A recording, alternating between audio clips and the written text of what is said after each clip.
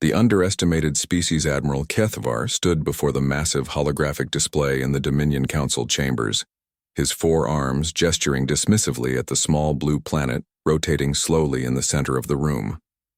The other council, members representatives from 12 different species across the galaxy, watched with varying degrees of interest as he presented his assessment. "Honored Council," Kethvar began, his voice carrying the authority of someone who had conquered. 17 star systems. I present to you the third planet of the Sol system. The inhabitants call it Earth. His reptilian features showed clear disdain as he manipulated the hologram to show various human settlements. After 3 months of observation, I can confidently state that this species poses no threat to our expansion plans. Commander Vexithala, a mantis-like being from the Kithara collective, clicked her mandibles together in what passed for laughter among her kind. "Admiral, surely you jest. Any species capable of achieving interplanetary travel deserves some consideration." "That is precisely my point," Kethvar replied, his golden eyes gleaming. "They have barely managed to establish a few primitive outposts on their moon and the fourth planet. Their technology is centuries behind ours. They still use chemical propulsion for space travel and primitive nuclear energy for power." The hologram shifted to show Earth's political map, a patchwork of different colors representing various nations. "More importantly," the Admiral continued, "they are hopelessly divided. Over 200 separate political entities constantly in conflict with each other. They waste enormous resources on internal conflicts instead of advancing their civilization."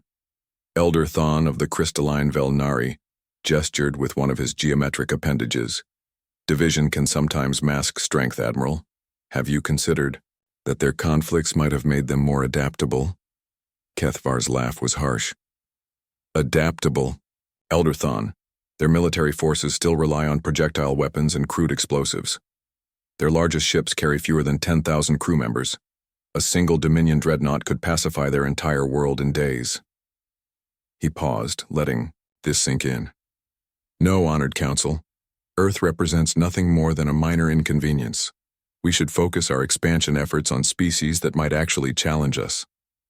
Deep beneath the Rocky Mountains on Earth, Dr. Sarah Chen stared at the impossible readings on her monitors. The Arecibo array had detected them first. Massive ships appearing and disappearing at the edge of the solar system. Ships that defied every law of physics she understood.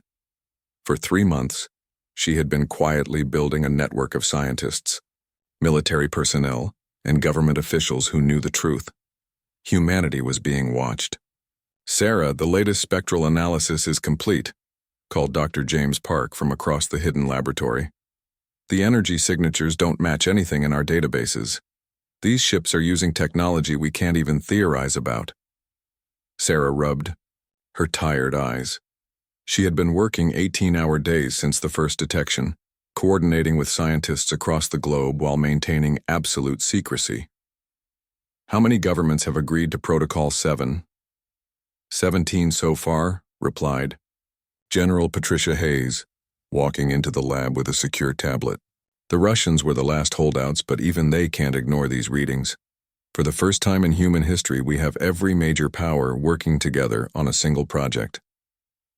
Protocol 7 had been a theoretical framework developed during the Cold War, a plan for global cooperation in case of extraterrestrial contact. It had gathered dust for decades, considered by most to be science fiction. Now it was humanity's lifeline. "The question remains," Sarah said, pulling up a tactical display. "What do they want? They've made no attempt to communicate, and their observation patterns suggest they're conducting some kind of assessment." General Hayes nodded grimly. "Our intelligence suggests they're not just watching us. There have been similar reports from 12 other star systems over the past century. Each one was followed by the complete disappearance of the indigenous species. The laboratory fell silent except for the humming of computers."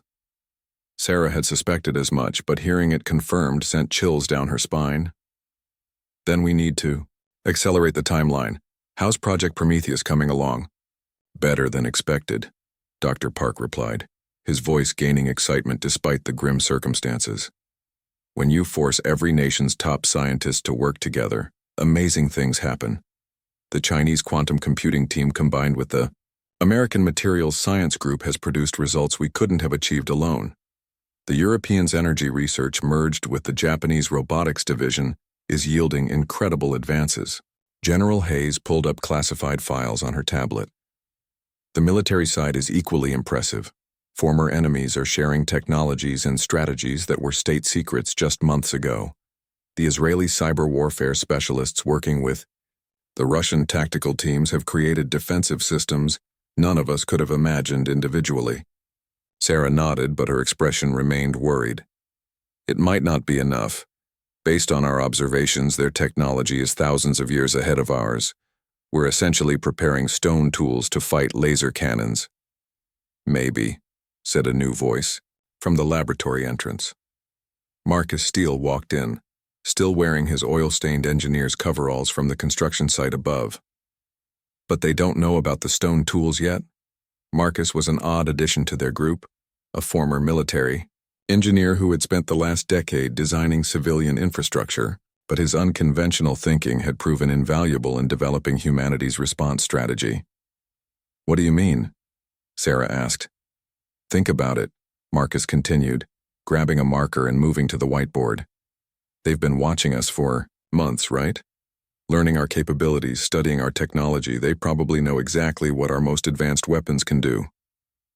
He drew a simple diagram showing Earth surrounded by observation posts. But what if they're only seeing what we want them to see? General Hayes leaned forward, intrigued. You're suggesting we've been hiding our true capabilities? Not exactly, Marcus replied with a slight smile. I'm suggesting we've been accidentally hiding our true capabilities. They're watching our public technology, our commercial satellites, our published military hardware, our civilian infrastructure. But they're missing something crucial. Which is? Dr. Park asked. They're missing the fact that humans don't just adapt to challenges. We prepare for challenges that haven't happened yet. Every major power on Earth has black projects, theoretical weapons, and experimental technologies that never see the light of day. Things we build just in case. Sarah's eyes widened as she understood. The strategic reserves, the contingency plans, the technologies we developed but never deployed. Exactly, Marcus nodded. And now, for the first time in history, we're combining all of those secrets into a single coordinated effort. They think they're observing a primitive, divided species. They have no idea that we've been preparing for them our entire existence. Back in the Dominion Council chambers, Admiral Kethvar was concluding his presentation. In summary, Honored Council, Earth poses no threat to our expansion. I recommend we bypass their system entirely and focus on more challenging conquests. The Andorian Federation would provide a much more interesting campaign. Your assessment is noted, Admiral, replied the council speaker, a being of pure energy, contained within a crystalline matrix. However, the Velnari Mining Consortium has requested permission to extract resources from the outer planets of the Sol system. Their preliminary surveys indicate significant deposits of rare minerals. Kethvar shrugged with all four arms. That should pose no problem. The humans barely venture beyond their own planet. A simple mining operation shouldn't even register on their primitive sensors. Very well, the speaker announced. The Council approves limited mining operations in the Sol system. Admiral Kethvar, you will provide minimal escort protection for the mining vessels. Consider it a training exercise for your junior officers. 3 weeks later, the Velnari mining ship Prosperity's Edge was systematically stripping asteroids in the outer Sol system when its automated systems detected an unusual energy signature. The ship's AI, following standard protocols, investigated the source, a small research station hidden in Saturn's rings. Commander Zeltan, the mining ship's captain, barely glanced at the tactical display when his weapons officer reported the contact. Probably some primitive probe, he muttered. Destroy it and continue operations. The research station, manned by 6 human scientists studying Saturn's magnetic field, was vaporized instantly by a single plasma blast. To the aliens, it was a minor obstacle removed. To humanity's monitoring systems, It was an act of war. Doctor. Sarah Chen received the alert in her underground laboratory at 0347 hours. The automated distress beacon from Research Station Cassini had transmitted for exactly 2.3 seconds before being cut off. The quantum entanglement communication system they had installed showed the station's complete destruction. "This is it," she said quietly to the assembled team. "They've made the first move." General Hayes was already on secure communications with military commands across the globe. "All units, this is Prometheus Command. Protocol 7 is now active. Repeat, Protocol 7 is active." Across the world, hidden facilities began powering up systems that had been waiting in the shadows for decades. In the Nevada desert, experimental aircraft that officially didn't exist began their final preparations. In the depths of the Pacific Ocean, submarines carrying impossible technologies started their journey toward predetermined positions. In orbit, satellites that had been masquerading as civilian communications equipment began revealing their true nature. Marcus Steele stood at the master control panel, his hands steady despite the magnitude of what they were about to attempt. "Sarah, are you sure about this? Once we reveal ourselves, there's no going back." "They killed our people," Sarah replied, her voice hard as steel. "They destroyed a civilian research station without warning, without communication, without even acknowledging our existence. They think we're insects, to be stepped on." "Then it's time to show them," General Hayes said, her finger hovering over the activation switch. "What happens when you underestimate the human race?" As the switch was thrown, signals raced across Earth at the speed of light. In hidden facilities from the Arctic to Antarctica, in underwater bases and orbital platforms, humanity's true face began to emerge from the shadows. Technologies that had been theoretical became operational. Weapons that had existed only in classified documents powered up for the first time. Alliance agreements that had been negotiated in secret were activated. For the first time in human history, every major power on Earth was working toward a single goal: survival. In space, Admiral Kethvar received an urgent communication from the mining vessel. "Admiral, we're detecting unusual energy signatures from the third planet. The locals appear to be activating some kind of planetary defense grid." Kethvar laughed, the sound echoing through his flagship's bridge. "Commander, Zeltan, you're seeing sensor ghosts. The humans don't have the technology for planetary defense grids. Continue your mining operations." But deep in Earth's gravity well, Marcus Steele was smiling as he watched the readouts from their first activation test.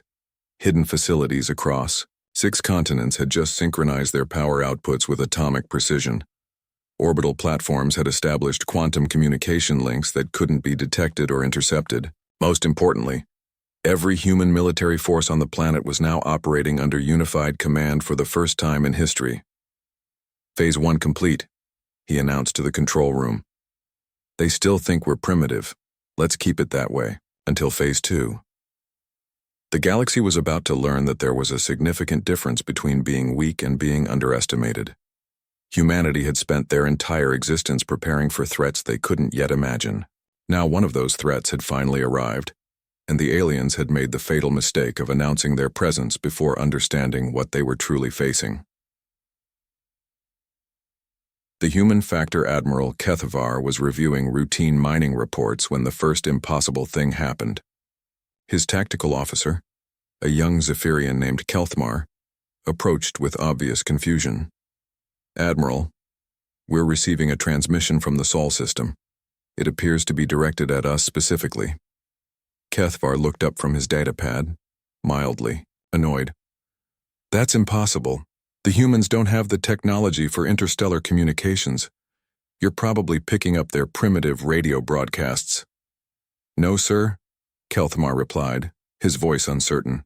"This is a directed quantum transmission on our command frequency. They're requesting immediate communication with our fleet commander."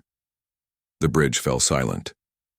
Quantum communication required technology that, according to their intelligence, was beyond human capability by several thousand years. Either their assessment was catastrophically wrong, or someone else was in the Sol system. "Put it through," Kethvar ordered, his confidence wavering slightly. The main view screen flickered to life, showing a human female in what appeared to be a military uniform. She looked directly at the camera, with calm, intelligent eyes. "I am General Patricia Hayes of the United Earth Defense Command," she began, her voice steady and professional. "3 weeks ago, your forces destroyed a civilian research station, killing 6 scientists. We demand an immediate explanation and restitution for this unprovoked attack." Kethvar stared at the screen in shock. Not only were the humans capable of interstellar communication, but they had somehow detected the mining operation and tracked it back to his fleet. More disturbing still, they were speaking as if they represented a unified government, something his intelligence clearly stated did not exist.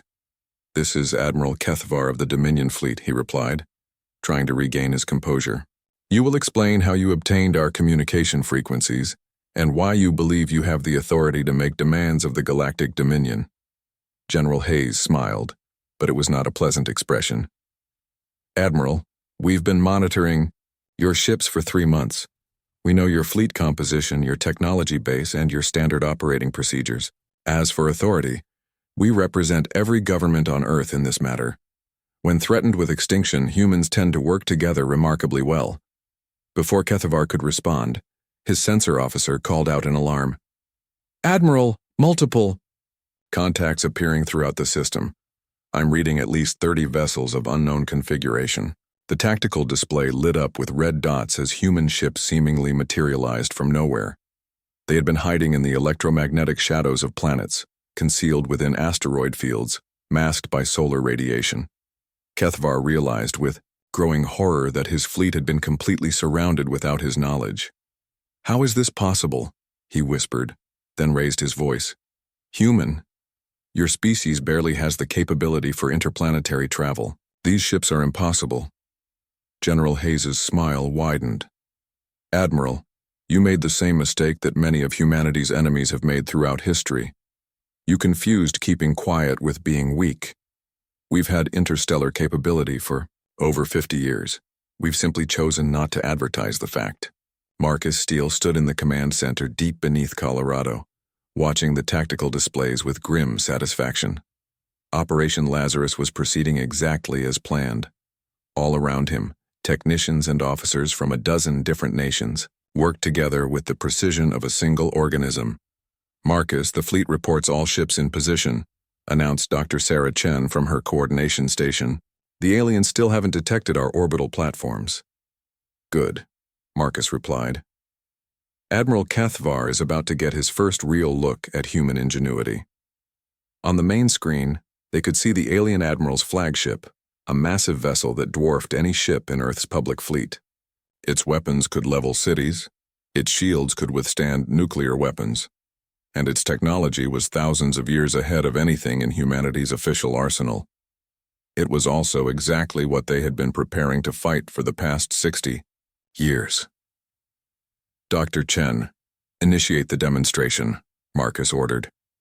In space, one of the human vessels, a sleek ship that bore no resemblance to any known Earth technology, moved toward the alien flagship.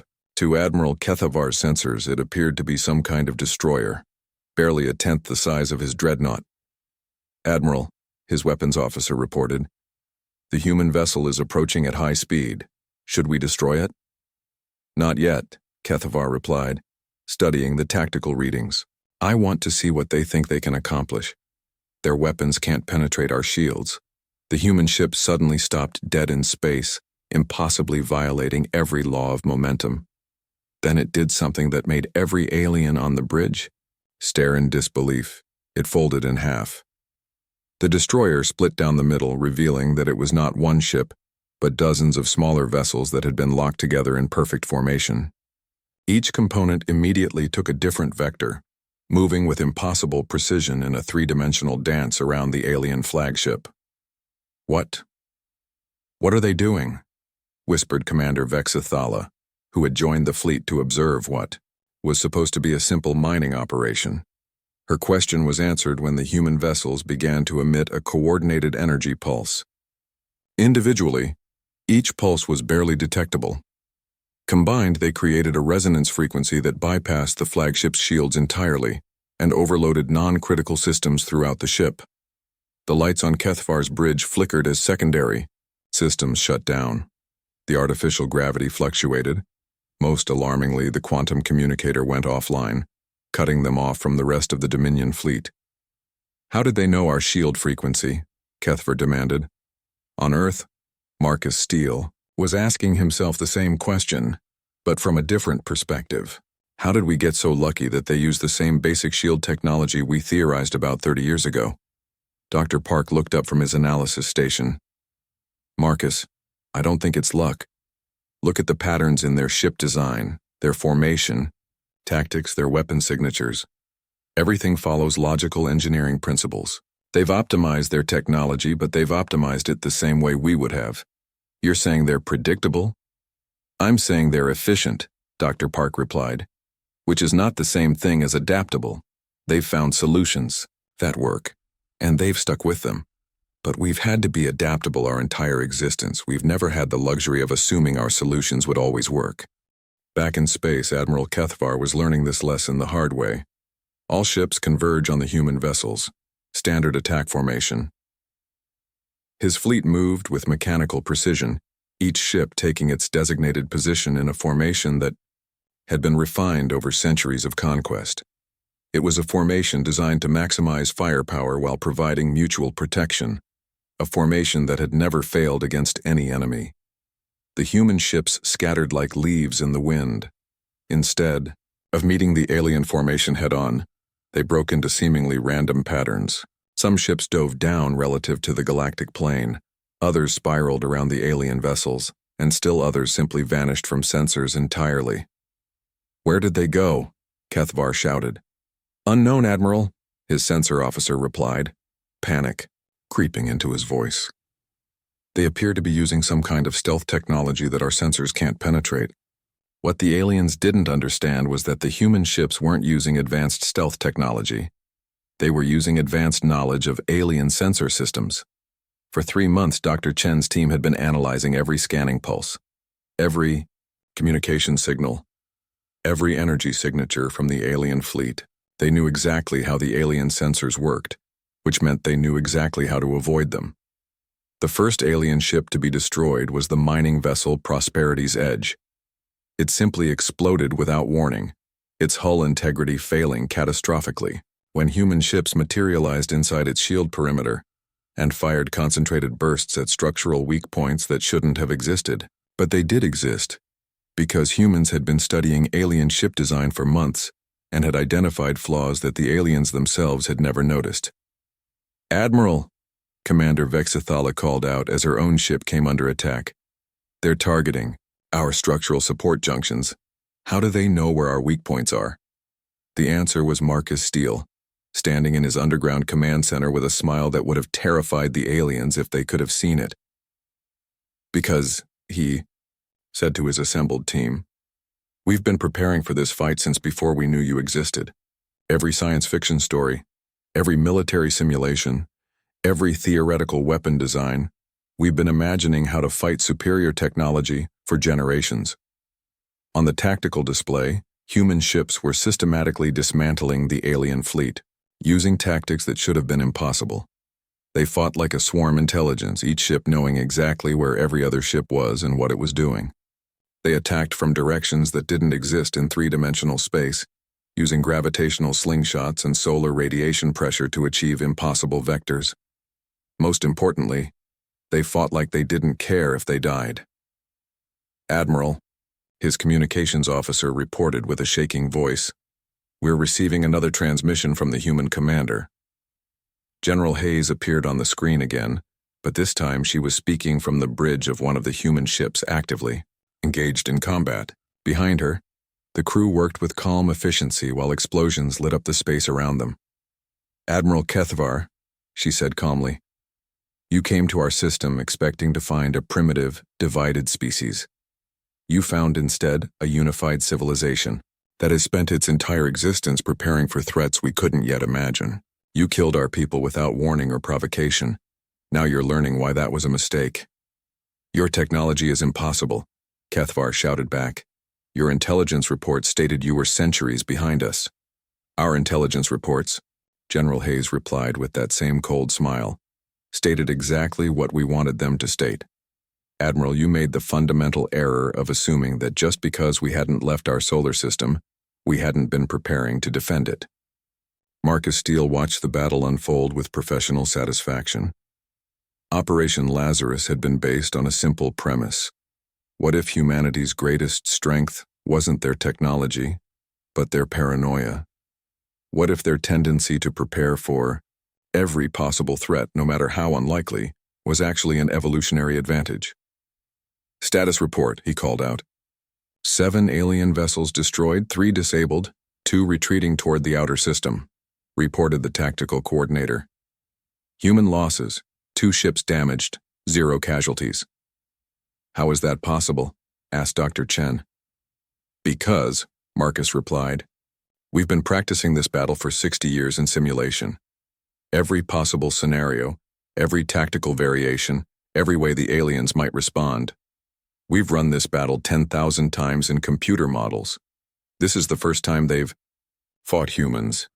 Admiral Kethvar found himself in an impossible position. His technologically superior fleet was being systematically destroyed by ships that shouldn't exist, using tactics that defied military logic, deployed by a species that was supposed to be primitive. Commander Vexathala, he called out. Retreat to minimum safe distance. Signal the high command. Tell them. He paused, struggling with words that would end his career. Tell them we were wrong about the humans. But Commander Vexathala wasn't listening. She was staring at her sensor displays in fascination rather than fear. Admiral, she said slowly, I don't think they're trying to destroy us. What? Look at the attack patterns. Every ship they've destroyed was a military vessel or mining ship. They've avoided targeting life support systems or escape pods, and they're maintaining formation around us. They're not pressing their advantage. Kethvar studied the tactical display and realized she was right. The human ships had completely surrounded his remaining fleet, but they weren't moving in for the kill. Instead, they were simply waiting. General Hayes's voice came through the communicator again. Admiral, you're correct that we could destroy your remaining ships. Instead, we're offering you a choice. Leave our system immediately and never return, or we'll demonstrate why picking a fight with humanity is a very bad idea. You're letting us go? Kethvar asked, confused. We're giving you the chance to leave with your lives, Hayes replied. Take it. Marcus Steele nodded with satisfaction as he watched the alien fleet slowly retreat toward the edge of the solar system. Phase 3 complete. Dr. Chen, activate the beacon. Across the galaxy, every major civilization received the same message simultaneously. A quantum broadcast that penetrated every defense, reached every communication network, and delivered a simple statement. This is Earth. We are not as primitive as we appear. We are not as divided as you think. We are not as weak as you assume. Test us at your own risk.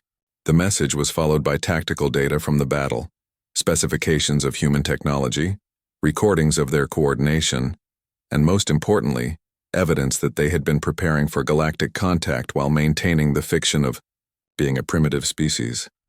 Within days, the story spread throughout the galaxy. The species that had been dismissed as irrelevant had just handed the Dominion fleet its first defeat in 3 centuries. More disturbing to galactic powers, they had done it while barely revealing their true capabilities. Admiral Kethvar, stripped of his command and facing a military tribunal, could only repeat what he told the high command. We were wrong about everything. The humans aren't just another species to be conquered. They're something we've never encountered before. A species that prepares for wars they haven't fought yet, against enemies they haven't met yet, using strategies they've never tested yet. And they're very, very good at it. Marcus Steele became known throughout the galaxy as the human who had planned the impossible victory. But when reporters asked him about it, he just smiled and said, We didn't plan this battle. We've been planning every possible battle for our entire existence. This one just happened to be the one they brought us. The galaxy had learned a valuable lesson. Never underestimate a species paranoid enough to prepare for threats that don't exist yet. Because eventually those threats do exist, and when they do, humanity will be ready.